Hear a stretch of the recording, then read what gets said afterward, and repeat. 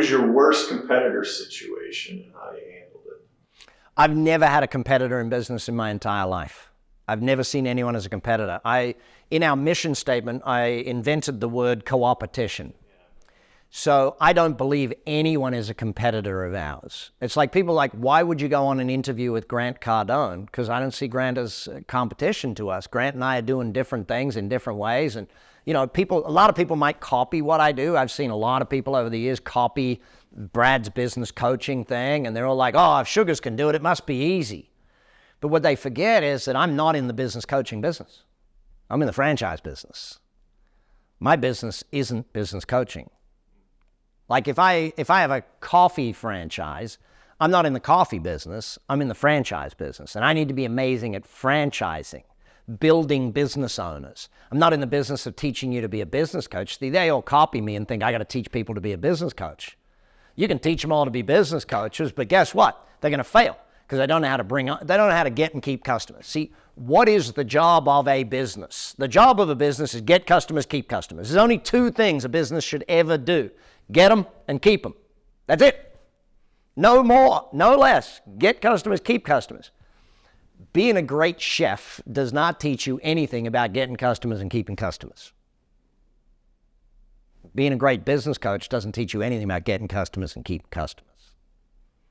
Because results in business coaching doesn't by itself keep customers. You've got to also have a community. You got to also have accountability. You also have education, but you also got to have a relationship. And I remember early on in business coaching, I was interviewed by some group about business coaching, and they say, Brad, you're very controversial in the business coaching world. I'm like, what? Well, everyone else says you should never have a relationship with your clients outside of the coaching relationship. And you tell us to have dinner with them and lunch with them and all that. Yes. Yes, I do. Because they're going to be my best friends, and I'm going to be their best friend. You know why? Because business ownership's a freaking lonely road, and if I have a relationship with my customer, when I call them out on stuff, they're like, yeah, you're right.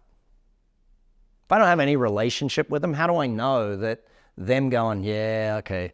Like, one of the greatest things about coaching face-to-face, and this is why I both love and hate Zoom, and any of those platforms.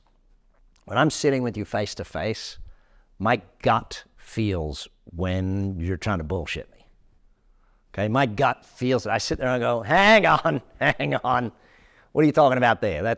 I don't get it. Explain that to me in more detail.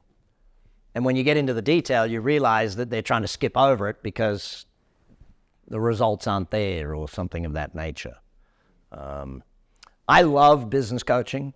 I love coaching coaches even more than I love business coaching because I love helping you build your business more. People often ask me, what's my favorite thing about Action Coach?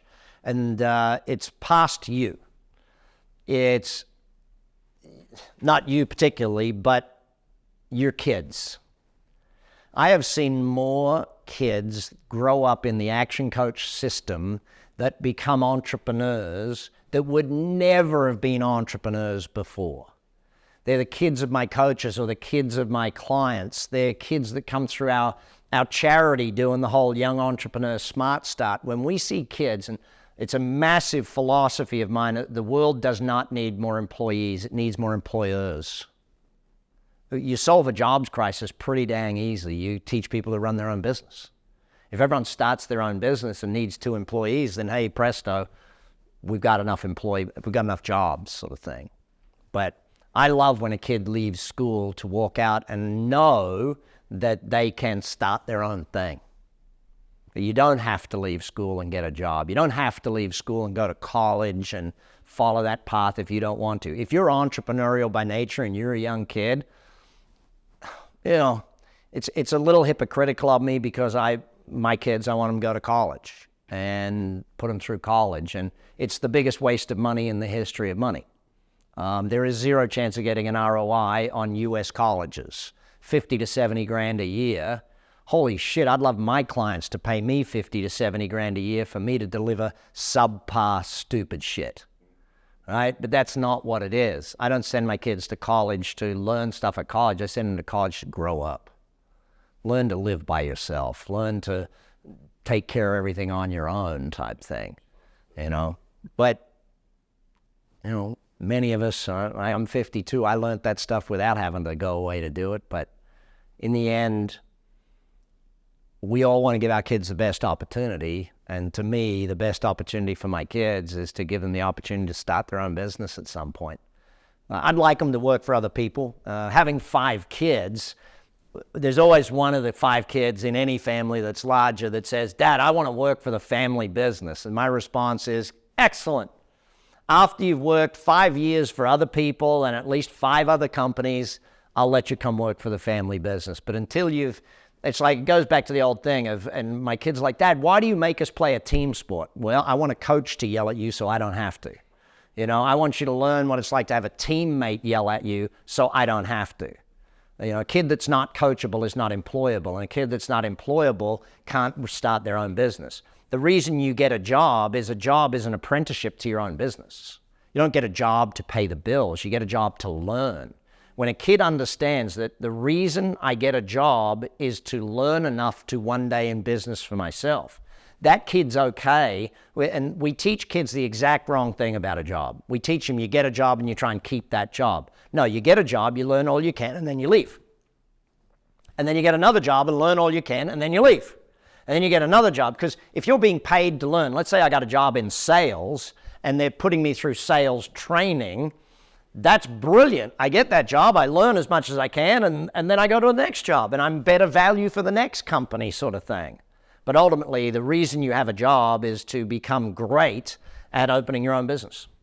And that's why I was lucky enough as a young man to fail at a lot of jobs, meaning I was asked to move on quite regularly.